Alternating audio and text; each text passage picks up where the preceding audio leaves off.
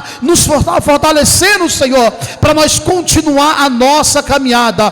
Toma o teu filho nas tuas mãos e usa ele nesta noite, em nome de Jesus. Cooperador Jades, com a oportunidade, em nome de Jesus.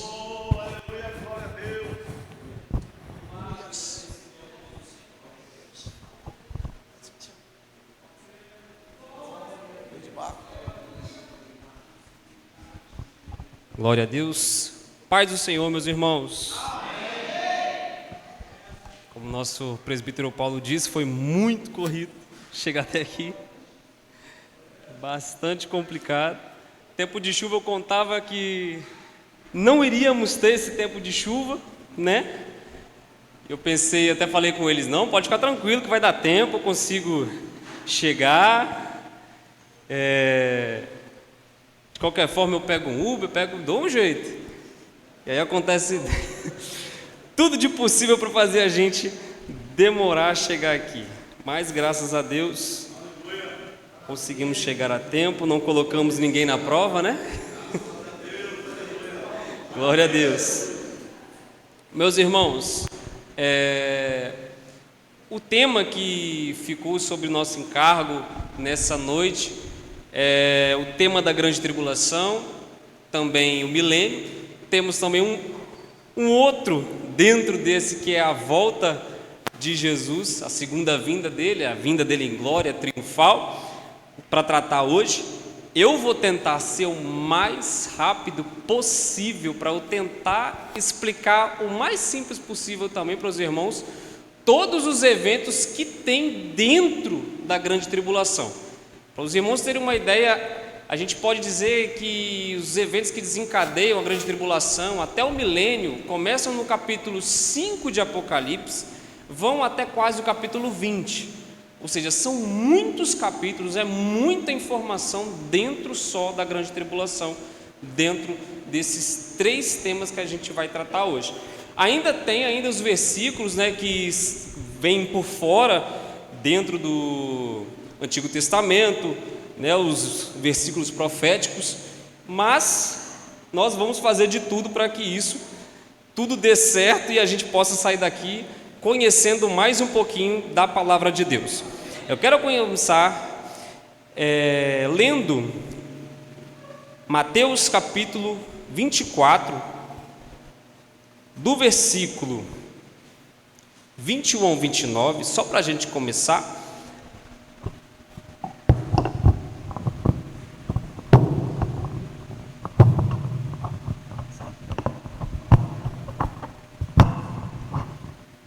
Um pouquinho de jeito mesmo.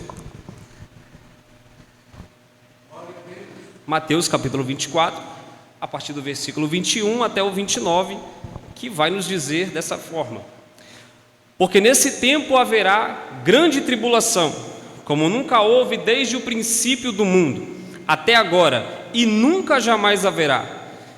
Não tivessem aqueles dias sido abreviados, ninguém seria salvo, mas por causa dos escolhidos, tais dias serão abreviados.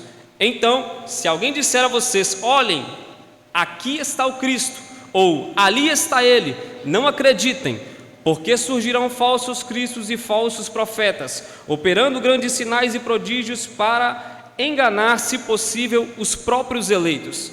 Eis que tenho predito isso a vocês. Portanto, se disserem a vocês: eis que ele está no deserto, não vá lá. Ou se disserem: eis que ele está no interior da casa, não acreditem.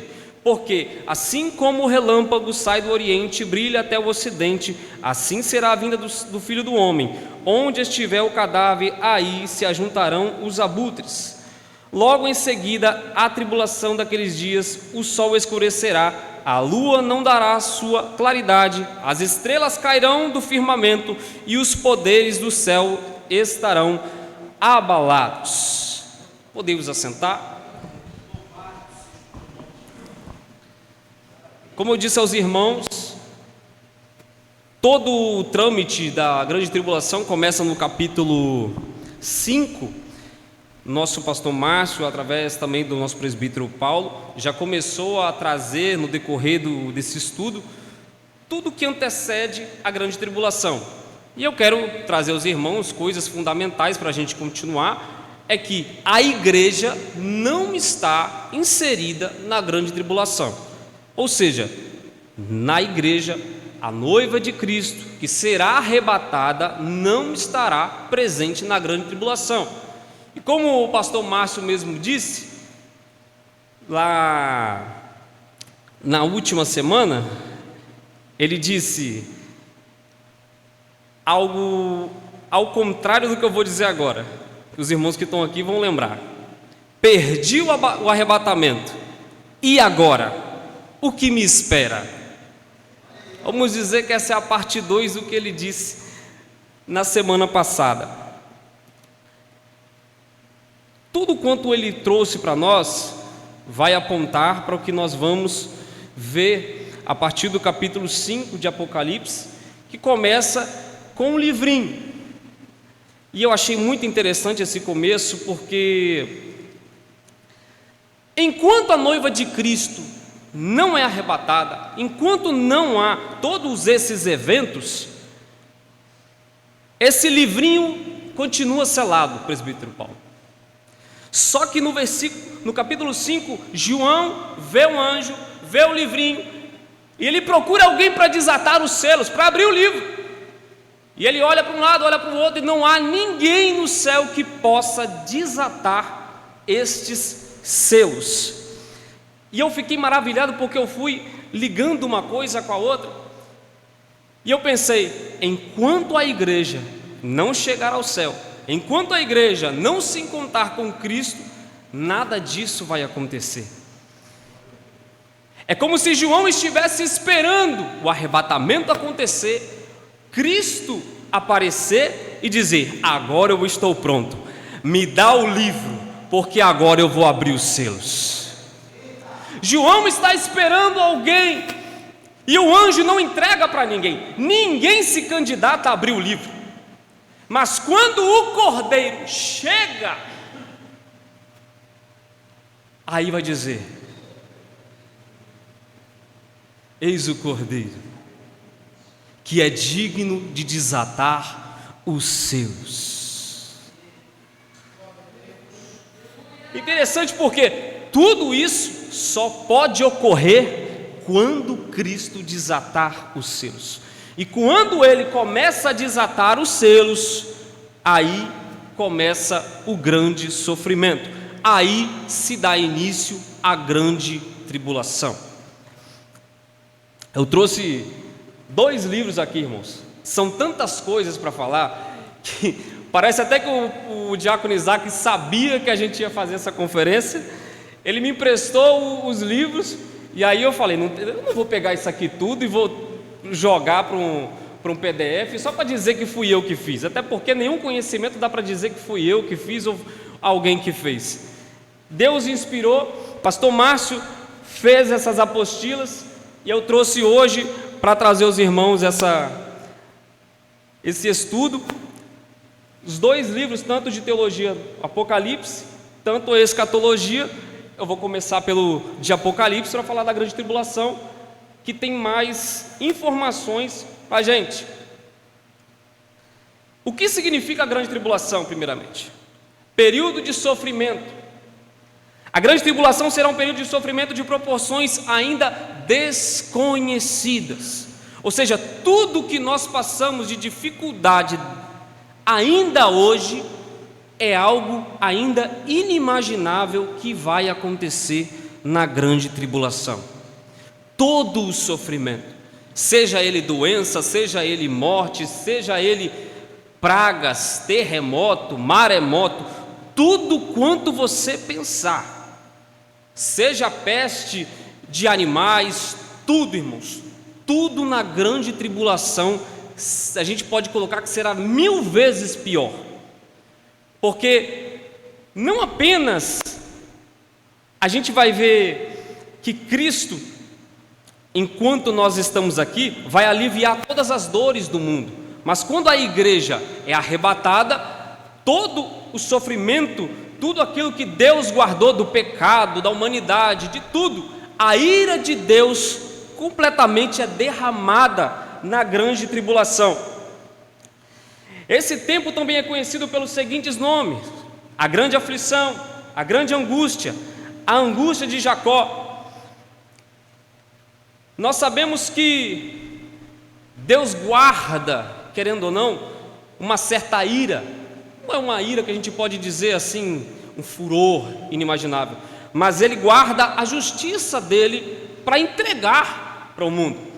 Nós sabemos que Ele colocou ali toda a sua raiva, a justiça, a sua ira sobre Cristo, mas aqueles que não aceitam a Cristo, que não creem que Jesus Cristo é o nosso Salvador, além de tudo, além de não crer, além de não simplesmente ao menos olhar para Cristo e tentar entender, além disso ainda fazem chacota, além de tudo ainda julgam, além de tudo jogam ainda os irmãos ainda para lá e para cá, caçoam da gente. E querendo ou não, tudo isso que acontece conosco, além do pecado, tudo isso enfurece a Deus. E nisso nós sabemos que, até o pastor Márcio disse, o dia da vingança, o dia da ira do Senhor virá sobre essa terra na grande tribulação. Isaías capítulo 63, a partir do versículo 1 ao 4, vai dizer sobre isso. Se puder colocar no telão para a gente aí, vai ser ótimo. O que não falta é referência bíblica nesse estudo. Isaías capítulo 63, versículo 1 ao 4, que diz: quem é este que vem de Edom, de Bosra, com vestes de vivas cores, que é glorioso em sua vestidura, que marcha na plenitude da sua força? Sou eu que falo em justiça, poderoso para salvar, porque está vermelho o traje, as tuas vestes como as daquele que pisa uvas no lagar. O lagar eu o pisei sozinho, e dos povos nenhum homem se achava comigo. Pisei as uvas na minha ira, no meu furor, as esmaguei, e o seu sangue me salpicou as vestes e me manchou o traje todo. Porque o dia da vingança me estava no coração, e o ano dos meus redimidos é chegado. Dá para entender o quanto Deus está guardando de furor, de ira, de justiça, de não poder praticar a sua justiça. Porque no Antigo Testamento, quando Deus queria trazer justiça sobre um povo, até sobre o povo de Israel, Ele trazia. E agora com Cristo, nós tivemos os nossos pecados perdoados, nós tivemos a graça vindo sobre nós. E querendo ou não, Deus, quando Ele vai aplicar a sua justiça, Ele para, porque o Filho diz: Pai, lembra. Mas quando a noiva de Cristo subir e não tiver mais Deus, o seu Filho, Jesus, para se colocar à frente do pecado da humanidade, toda a ira e toda a justiça de Deus virá sobre a terra sem nenhuma ressalva, nenhuma. Não haverá nenhum tipo de misericórdia para quem estiver na terra, nenhum, irmãos.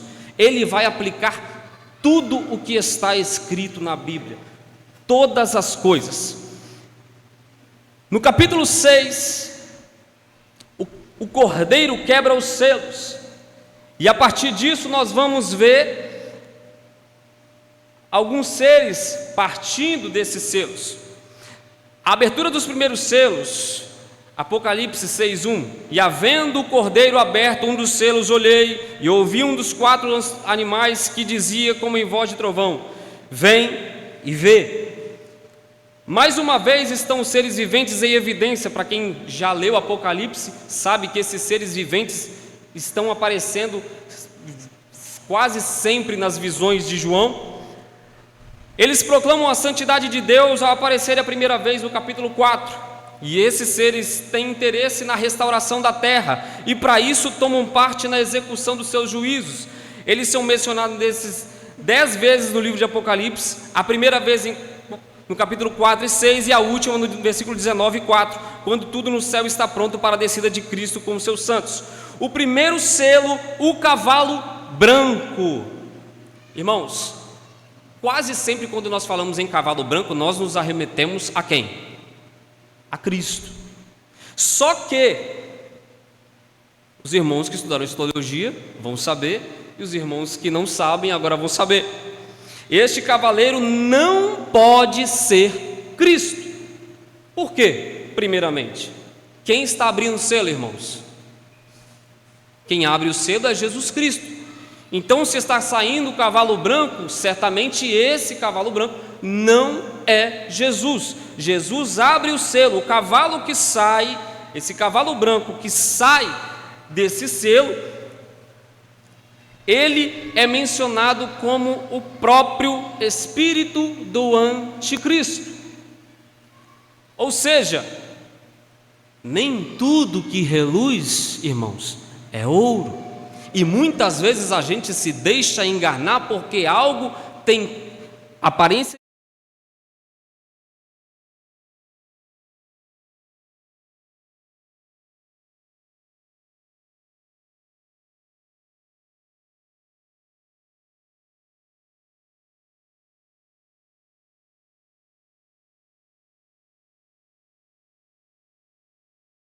De acreditar nele, de se voltar contra Cristo.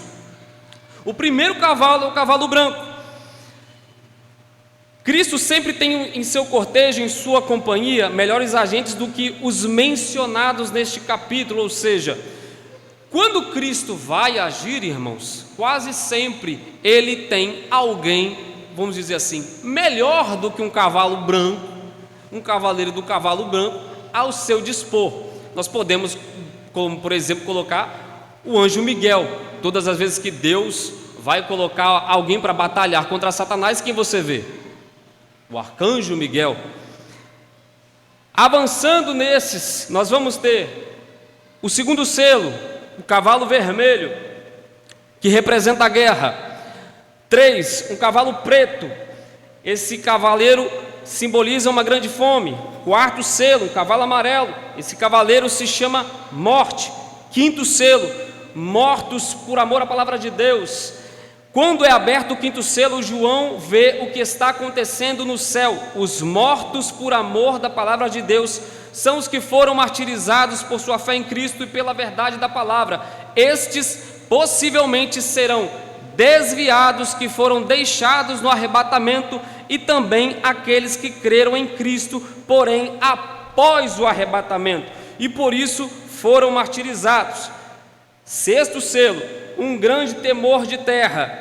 Os juízos catastróficos de Deus, descrito aqui, abrangem terremotos, comoções cósmicas, densas trevas e terror para os habitantes da terra. Em Apocalipse capítulo 7, nós vamos ter um evento parentético, que é um evento em parêntese. Nós vamos nos deparar com o primeiro grande grupo de redimidos, que são os 144 mil selados. Esses 144 mil selados são 12 mil de cada tribo de Israel, que estarão na grande tribulação, irmãos. Trata-se de um grupo de hebreus salvos e preservados na terra durante a grande tribulação, para testemunharem de Cristo no lugar da igreja.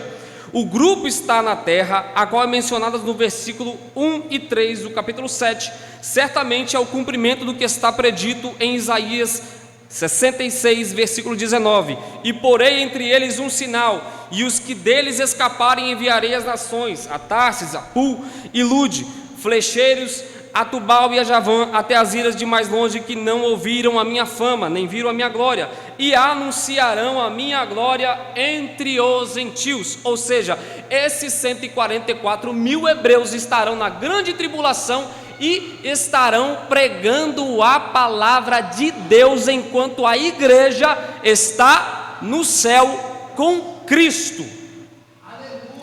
Segundo grupo de redimidos. Para alguém que pergunta, haverá salvação dentro da grande tribulação? A resposta é sim, haverá salvação. Esse grupo se encontra no céu e é constituído de todas as nações. Depois destas coisas, Apocalipse 7, 9. Depois dessas coisas olhei, e eis aqui uma multidão a qual ninguém podia contar, de todas as nações e tribos e povos e línguas que estavam diante do trono e perante o Cordeiro, trajando vestes brancas e com palmas nas suas mãos. Esses são os mártires que vão adentrar o céu através do martírio, da morte. Eles vão morrer por amor a Cristo, por não se negarem o nome do Senhor. Nós sabemos que haverá a perseguição, haverá mortes incessantes, indefinidamente, durante a grande tribulação. O sétimo selo, irmãos, eu tenho que correr até chegar no principal. Eu quero correr, irmão, porque a grande tribulação, a igreja não está envolvida, tá? A grande tribulação para a gente, é bom saber? Antigamente a gente tinha até medo, Não lia Apocalipse por causa do medo, não lia essa parte da Bíblia justamente por causa do medo de ficar. Mas é bom a gente aprender primeiro, porque existem muitas vertentes dentro da grande tribulação sobre arrebatamento, e nós estamos trazendo esse estudo de forma cronológica, de forma que vocês entendam como não somente a nossa igreja, mas como a CGADB, a CADESO, toda uma cadeia de igrejas Assembleia de Deus acredita como é o arrebatamento, como é a grande tribulação e como é o milênio, porque existem outras vertentes que vão dizer que a igreja não vai.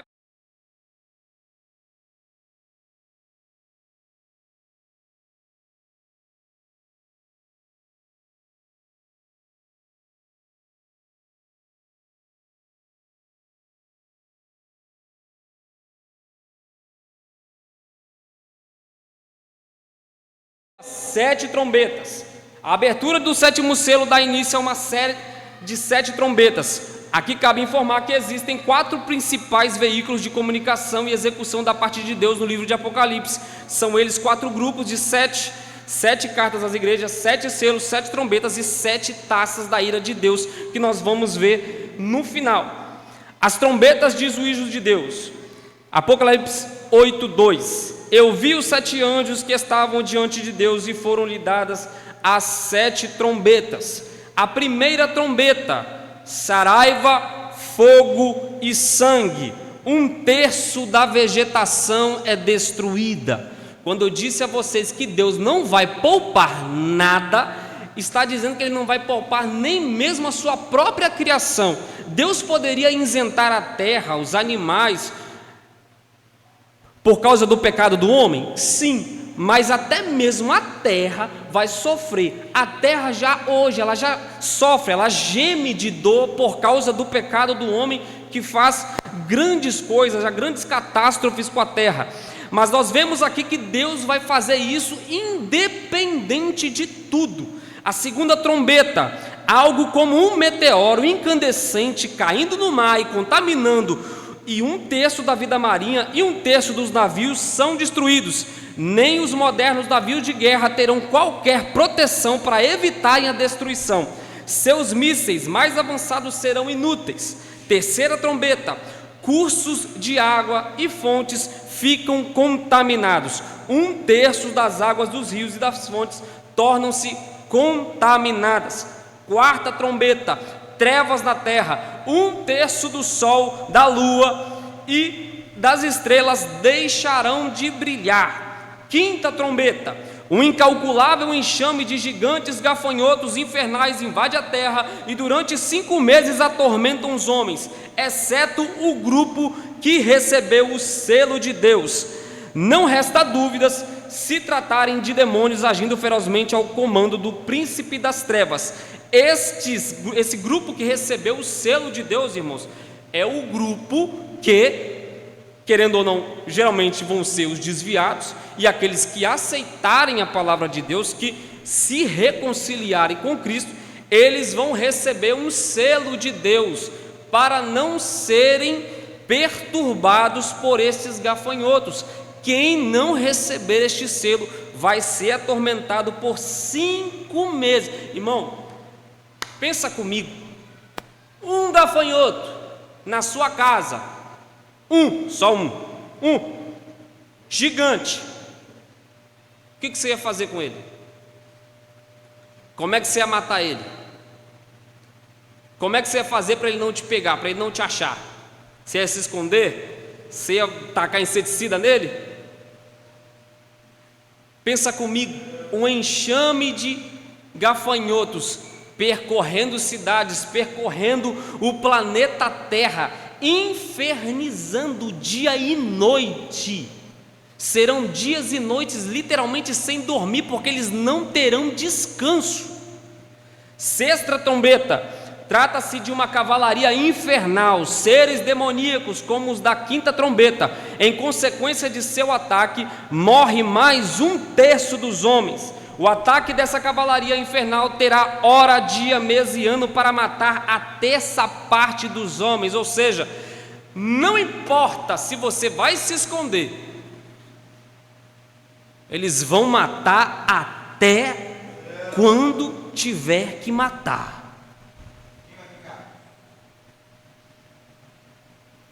Segundo advento parentético, o anjo com o livrinho e as duas testemunhas.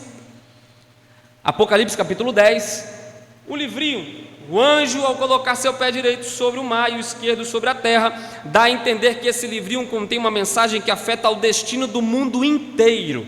Esse livrinho deve simbolizar justamente as revelações que João está recebendo, ou seja, o destino da humanidade sobre os juízos divinos após o arrebatamento da igreja.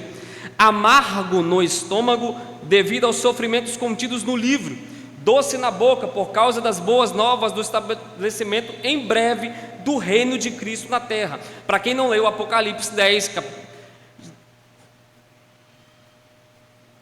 comer um livro, irmãos, só numa visão mesmo, né? Você pegar um livro e comer.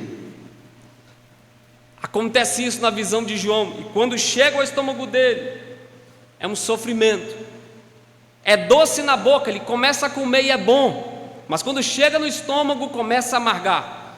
A gente pode até fazer uma ligação disso com a vida hoje das pessoas que não se convertem a Cristo, vivem no caminho largo. É doce, hoje é doce, hoje é muito bom, mas vai chegar um momento que vai chegar no estômago, e quando chegar no estômago, eles vão olhar e falar: por que eu comi isso? Para que eu comi isso? Isso está me fazendo tão mal. E diferente das comidas que a gente come, irmãos, o pecado ele é diferente. O pecado não é só você comer, descer o estômago e liberar, não, irmãos. O pecado ele fica entranhado na gente. Ele causa dor, ele causa agonia, causa sofrimento. E assim será naqueles dias. As duas testemunhas, Apocalipse 11, do 3 ao 13, serão 2 homens que ministrarão na terra na primeira metade da grande tribulação, visto que a Bíblia Sagrada não revela a identidade desses 2 homens. Nós sabemos que eles vão ser cheios do Espírito Santo, eles vão ter autoridade espetacular para testemunhar nesta ocasião horrenda, ou seja, eles vão fazer grandes sinais. A Bíblia não menciona quem é, se é Moisés, se é Eliseu, quem quer que seja esses profetas. A Bíblia diz que haverá 2 testemunhas que pregarão. Nós sabemos que essas testemunhas vão ser assassinadas, mas porém elas vão ressuscitar. E a gente sabe que vai haver um grande temor quando isso acontecer. Tomara a Deus que as pessoas que vivenciarem isso reconciliem com o Senhor, recebam a palavra de Deus e possam ser salvos através do testemunho dessas 2 testemunhas. 7ª trombeta. Essa trombeta ecoa no início da segunda metade da grande tribulação. Ela corresponde em parte a Mateus 24, versículo 15 ao 31, no sermão profético do Monte das Oliveiras. Noutras palavras, a 7ª trombeta abrange eventos que se estendem até a volta de Cristo e que incluem, portanto, os julgamentos das 7 taças. O soar da 7ª trombeta é seguida de mais um evento parentético, revelando alguns eventos relacionados com o período da grande tribulação. A mulher e o dragão, que está no capítulo 12. Nós sabemos que Essas duas figuras são, não há dúvidas de que essa mulher é Israel. O versículo 17 da passagem a preço mostra que o dragão, que é Satanás, fará guerra ao resto da sua semente. Uma referência clara ao remanescente israelita, que está em Romanos capítulo 9, 27. Também Isaías clama acerca de Israel, ainda que o número dos filhos de Israel seja como a areia do mar, o remanescente é que será salvo. O anticristo e seu falso profeta, capítulo 13. Tanto o anticristo como o seu profeta aparecem no capítulo 13 sob a figura de duas bestas. O anticristo é a besta que sobe do mar, o falso profeta é a besta que sobe da terra. O anticristo é assim chamado por duas razões. Ele se opõe a Cristo no sentido de resistir e hostilizar, mas também se chama assim porque procura imitar a Cristo no seu papel de redentor.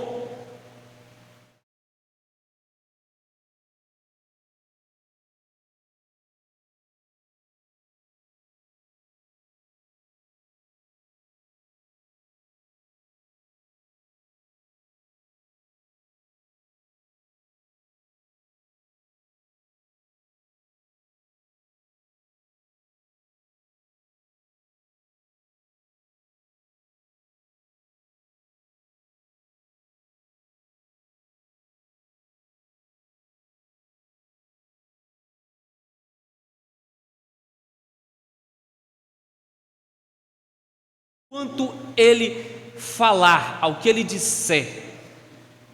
E infelizmente, nós sabemos que isso é necessário para o cumprimento da palavra do Senhor. Nós sabemos que o anticristo será um homem comum, nascido de mulher. João o viu subir do mar, isto é, do meio do povo. Ele será revestido de poder e preparo demoníaco de proporções jamais vistas.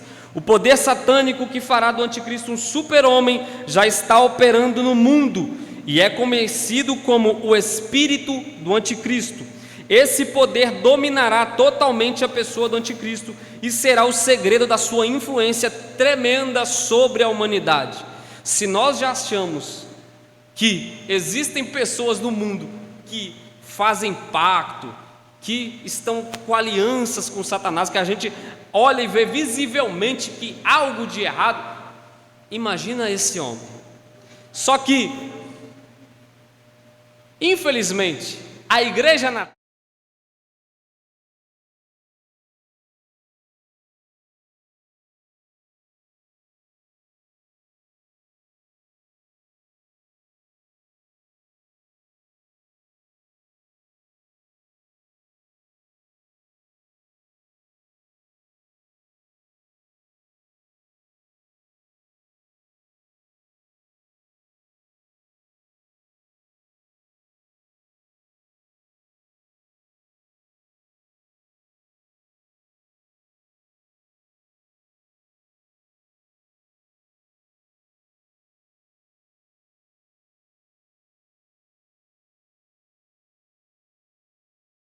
que sempre aparece, com ele, está sempre em todos os lugares, vamos dizer assim.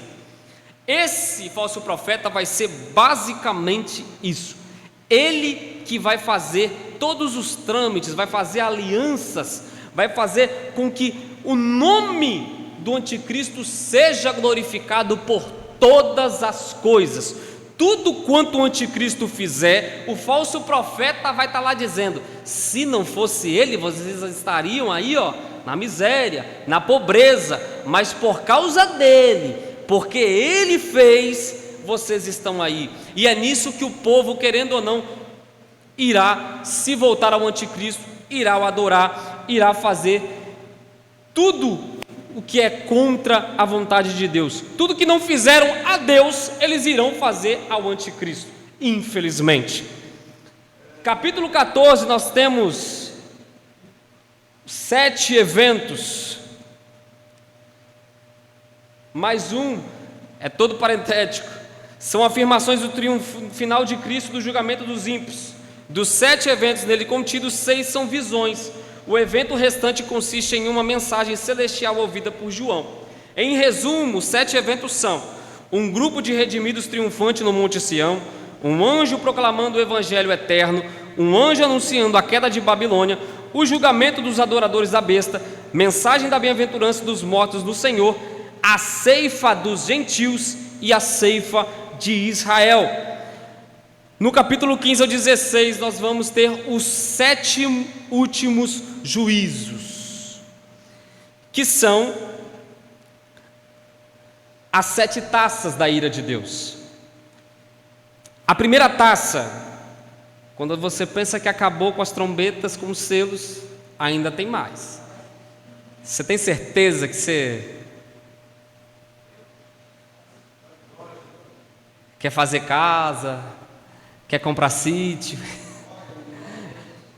quer gastar seu tempo com todas as coisas aqui mesmo? Nada contra, irmão, pelo amor de Deus. Irmã Carol acabou de comprar a casa, me chama, viu? Vou lá dar um tibum. Nada contra, irmãos, mas muitos gastam o seu tempo, o que tem, a sua valia, gastam tudo para estar aqui com o melhor, mas não gastam tempo para estar lá no céu também com o melhor, para receber o melhor das mãos de Deus. Muitos estão aqui, mas estão contentes de simplesmente ser salvo. Como o pastor Márcio mesmo disse, tem alguns que vão chegar lá, se tiver um copo de água tá bom para ele, não tem problema mais. Enquanto tem gente que vai chegar lá e quer o quê? Não, eu quero o livro, eu quero esse, eu quero esse, eu quero receber isso, eu quero receber aquilo. Está trabalhando, está fazendo de tudo para receber de Deus um galardão, enquanto muitos estão acostumados com um evangelho pobre, cru, que não se tem nada, que não se ganha nada no céu, como se nós chegássemos no céu fosse o suficiente. É lógico que é pela graça que nós vamos ser salvos e vamos chegar lá, mas você tem certeza que você quer correr o risco, como o pastor Márcio mesmo disse, você quer correr o risco de passar por tudo isso? Por tudo isso que nós estamos lendo aqui? A primeira taça, úlceras malignas sobre todos os adoradores da besta. Segunda taça, o mar torna-se sangue, causando a morte de toda a vida marítima. Terceira taça, fontes e rios se transformam em sangue.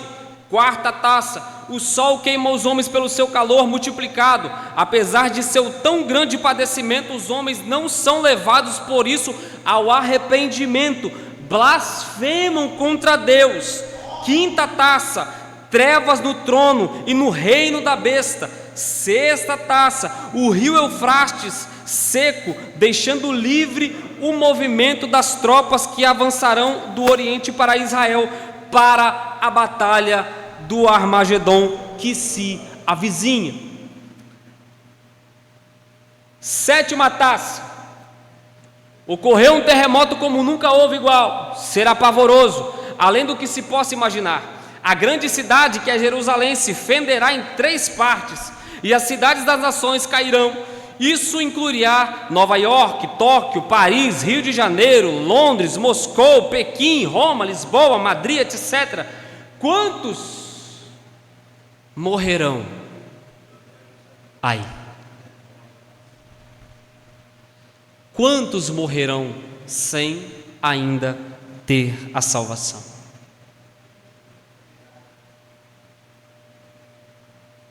Se nós pararmos para pensar em quantos vão morrer sem a salvação durante esses eventos, irmãos, será algo pavoroso, será muito pavoroso, porque a gente está falando de tantas pessoas, mas tantas pessoas. É como se hoje eu chegasse aqui e só tivesse aquele banco ali, ó, só aquelas pessoas, vocês estivessem todos morridos e só aqueles ali estivessem para me ouvir. Naquele tempo vai acontecer isso. Um dia você sai e você encontra seu amigo, no outro você já não encontra. Por quê? Porque um terremoto matou, porque uma saraiva de fogo matou, por causa que um raio, uma tempestade muito forte matou. Isso vai acontecer naqueles grandes dias. Nós sabemos que a grande tribulação caminha para o fim quando o anticristo se voltar contra o povo de Israel. E quando isso acontecer, será um momento de glória. Será o momento que Cristo vai olhar para a noiva de Cristo e vai dizer: chegou a hora. Chegou a hora de nós retornarmos.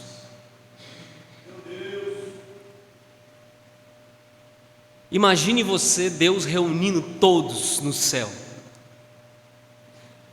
mandando todo mundo se preparar, dizendo: dá uma pausa aí na festa. Dá uma pausa não, vamos melhorar esse negócio, que não vai ser pausa não. Cheguem aqui. Agora nós vamos para a segunda parte. Vocês agora participaram até agora da primeira parte. Nós tivemos o casamento, nós tivemos as bodas. Agora nós vamos passear. Nós vamos para o nosso primeiro passeio. E que passeio é esse? A segunda vinda de Cristo. Nós sabemos que a primeira vinda de Cristo, ela será invisível. Ninguém vai ver Cristo aparecer nas nuvens e buscar a sua igreja. Mas quando o anticristo se voltar contra Israel, encurralar o povo, querer destruir o povo, esse é o momento derradeiro que Cristo voltará. E ele será visto por todos, literalmente todos o verão. Agora você imagina quem está aqui. Aqueles que se arrependeram e puderem ver a Cristo, puderem olhar e dizer: o nosso Salvador retornou. Eu achei que eu nem ia aguentar, eu achei que eu não iria suportar, mas eu consigo ver a glória do meu Mestre. Enquanto isso, muitos olharão e dirão: quem é este? Que eu não consigo olhar diretamente para ele. Quem é este que vem do céu, juntamente com essa multidão? Será um momento de glória tremenda, irmãos. Algo que nunca foi visto. Apocalipse capítulo 1, versículo 7 diz: eis que vem com as nuvens e todo olho o verá, até os mesmos que o transpassaram, e todas as tribos da terra se lamentarão sobre ele. Atos capítulo 1, versículo 11 diz: há de vir assim como para o céu os vistes ir. Os discípulos viram Jesus subir ao céu, subir as nuvens, a olho nu. Agora você pensa que Jesus subiu ao céu com uma roupa, vamos dizer assim, normal, de homem, subindo ao céu. Talvez foi começando a se transfigurar, mas perceba que agora ele vai vir em glória, ele vai vir vestido de glória. E os discípulos vão estar onde? Os discípulos vão estar à sua retaguarda. Pensa que momento esplendoroso será. Irmão, você vai fazer parte do exército de Cristo. Você vai estar lá, ó, só esperando você, ó, presbítero Paulo, irmão. Ele vai estar lá: bora, Jesus, libera aí que eu quero entrar na batalha. Libera aí que eu quero chutar a cabeça de Satanás. Vai, libera aí que eu quero pegar eles pelo pescoço. Vai ser um momento maravilhoso, irmãos, que nós vamos estar com Cristo. É inimaginável esse momento, irmãos. Pensa você, quando você dobra o seu joelho, você fala com Cristo. Eu não sei se já aconteceu com você, mas de repente você ajoelhar e parece que Deus se manifesta.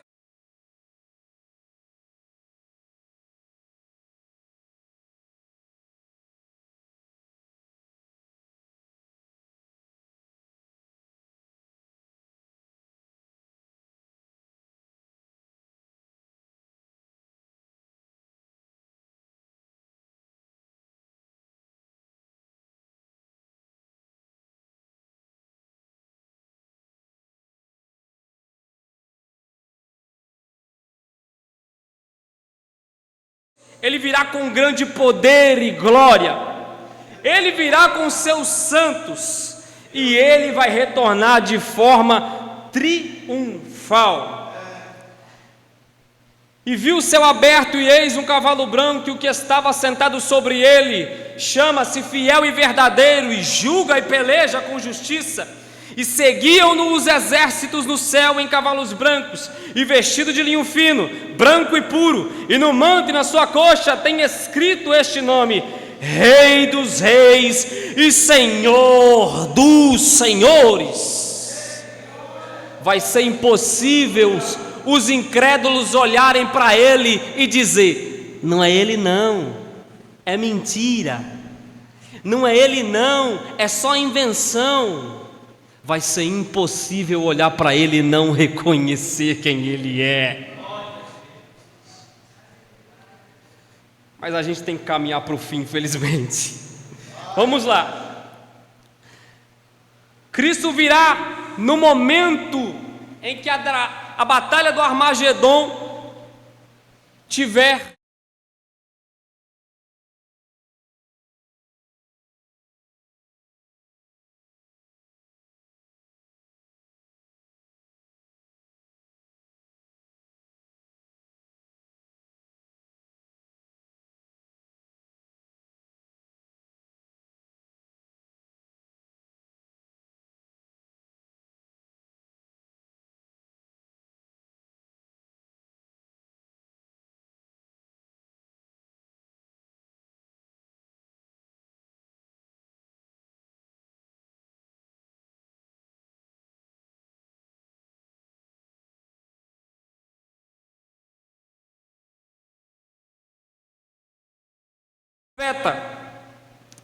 e a besta foi presa, e com ela o falso profeta, que diante dela fizera os sinais, com que enganou os que receberam o sinal da besta e adoraram a sua imagem.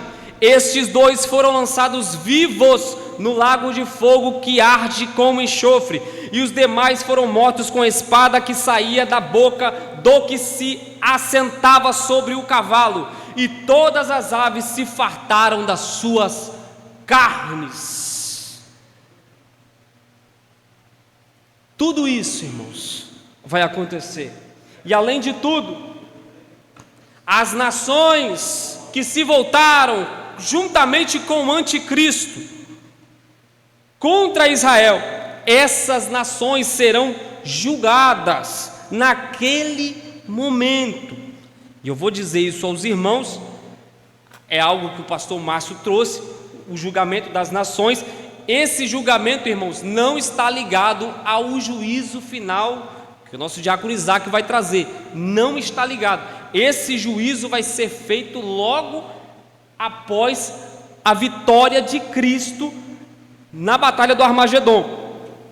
As nações que sobreviverem ao Armagedon serão julgadas imediatamente por Jesus Cristo. Esse julgamento não deve ser confundido com o juízo final, o trono branco, que se dará somente após o milênio. Em Joel, capítulo 3, versículo 2, versículo 12 e 14 está escrito: congregarei todas as nações e as farei descer ao vale de Josafá, e ali com eles entrarei em juízo, por causa do meu povo e da minha herança Israel, a quem elas espalharam entre as nações e repartiram a minha terra.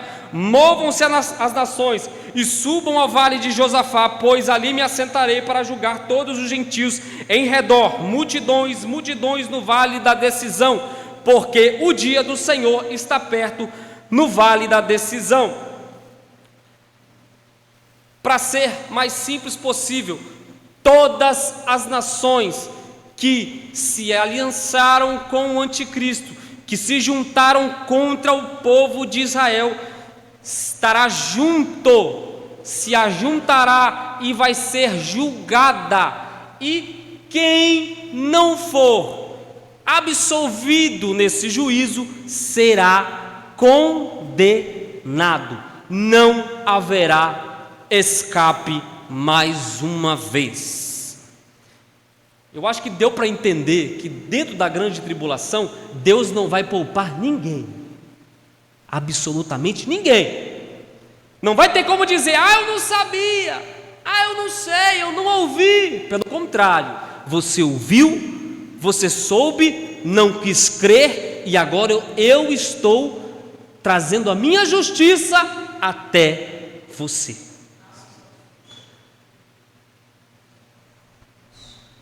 Na grande tribulação, multidões de pessoas durante a grande tribulação negar-se-ão a adorar a besta ou a sua imagem, bem como a aceitar o seu sinal, permanecerão firmes no testemunho de Jesus Cristo e da palavra de Deus, e por isso serão todos assassinados. Porém, apesar de serem martirizados, sairão vencedores. Vencerão por não se curvarem à besta, vencerão porque pelo seu testemunho obtiveram a salvação. A poderosa voz de Jesus, todos ressuscitarão com corpos glorificados. Então esses mártires se unirão à igreja glorificada que desceu do céu com Jesus, e juntos governarão a terra por 1000 anos, sob a direção do Senhor. Este período, conhecido como milênio, é o assunto de agora. Ou seja, Cristo vai ressuscitar todos aqueles que morreram decorrente à grande tribulação, que não se curvaram à besta, que o seu testemunho, irmão, não é só falar não. Às vezes a gente pensa que testemunho é só falar que é crente. Testemunho vai além de falar que é crente. As suas ações dizem mais o que você é do que a sua boca mesmo pode dizer. Eu posso dizer que eu sou cristão, mas ninguém me reconhecer pelas minhas ações que eu sou crente.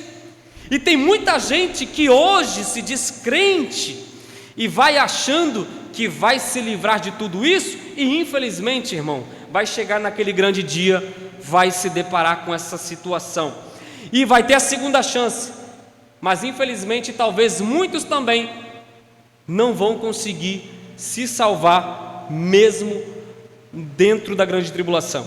O milênio, para a gente encerrar, irmãos, a gente tem as profecias de Daniel no capítulo 2, versículo 44, em Zacarias também no capítulo 14, no versículo 9, que profetizam sobre o milênio.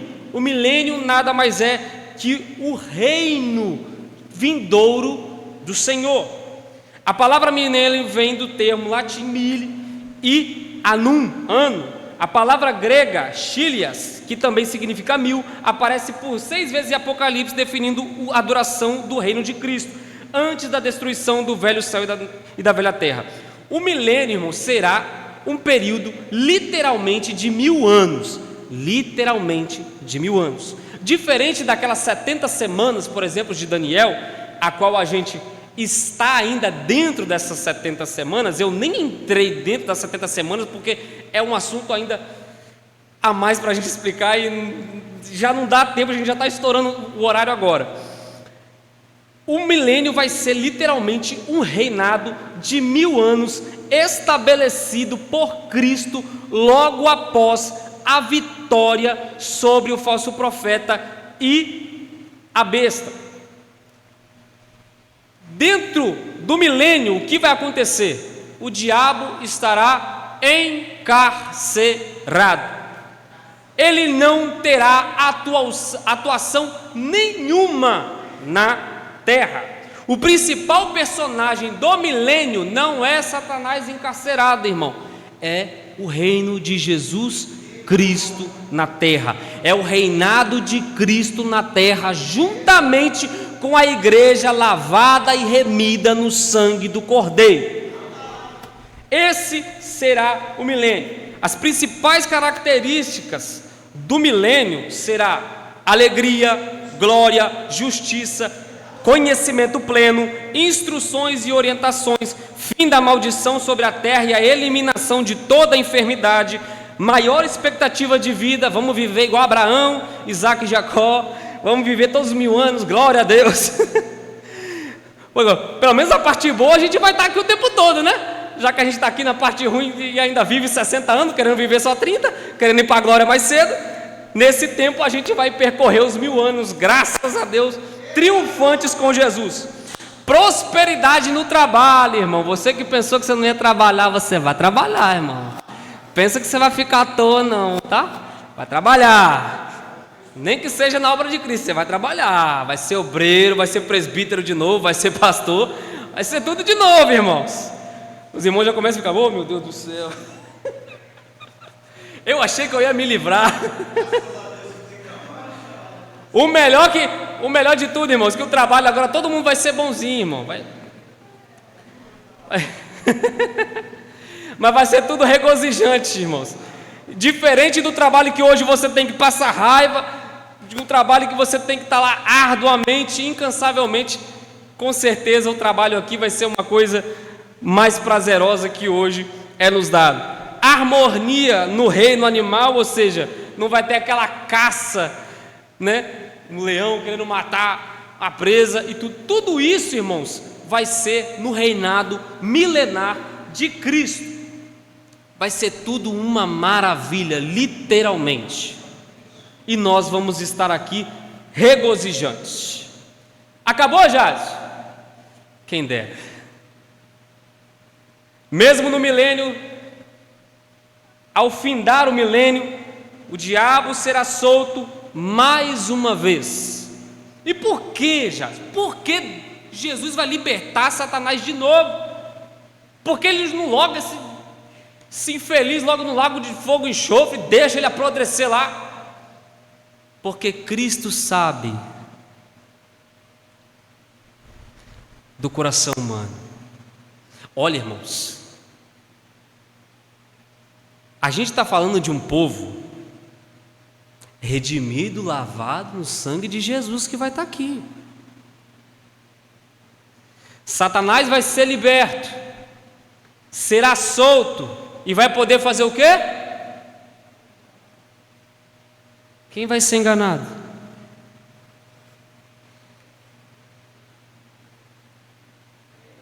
Ele vai sair para enganar quem? Quem vai estar habitando a terra?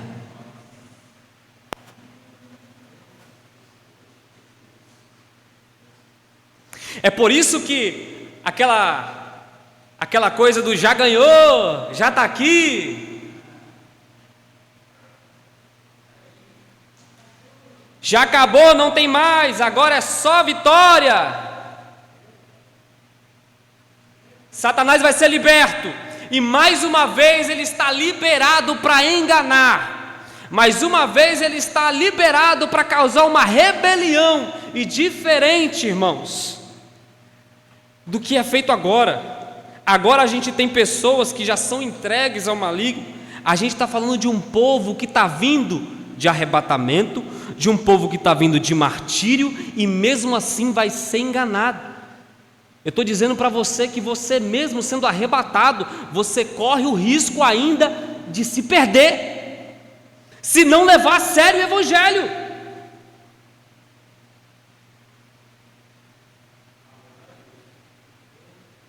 Parece que acabou, mas tome cuidado.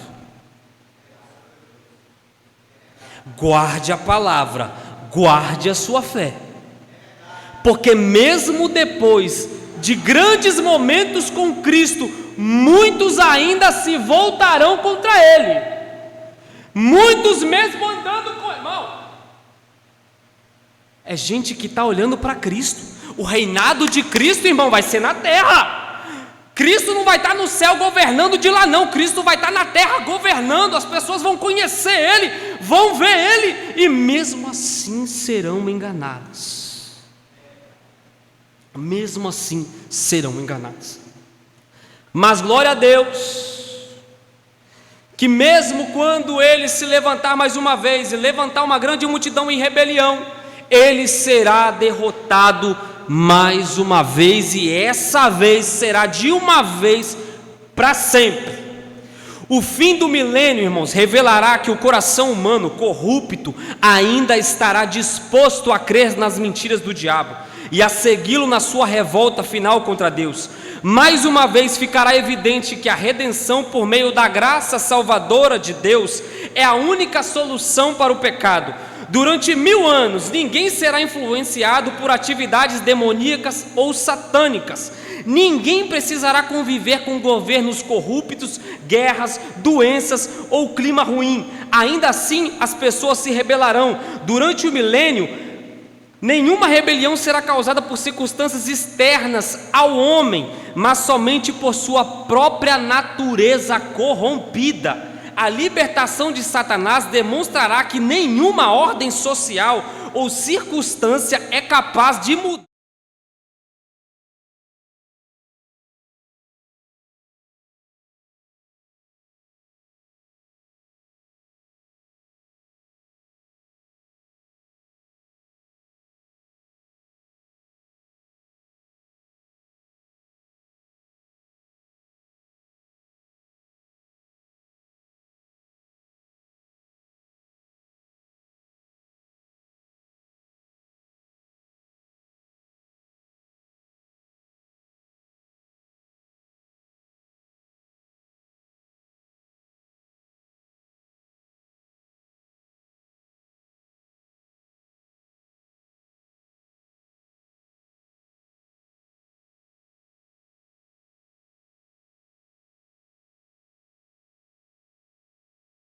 virão a ressurreição e o julgamento final perante o grande trono branco dos ímpios, dos mortos em todas as eras.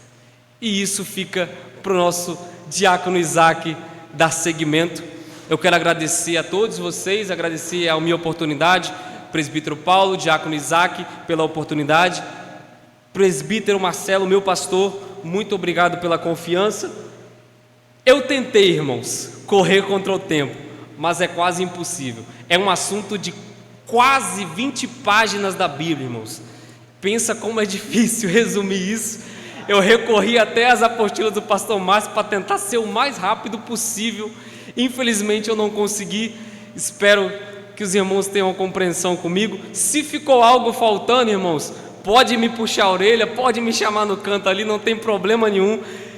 Falei, é muito tema, irmãos, muitos temas, mas eu tenho certeza que a maior parte e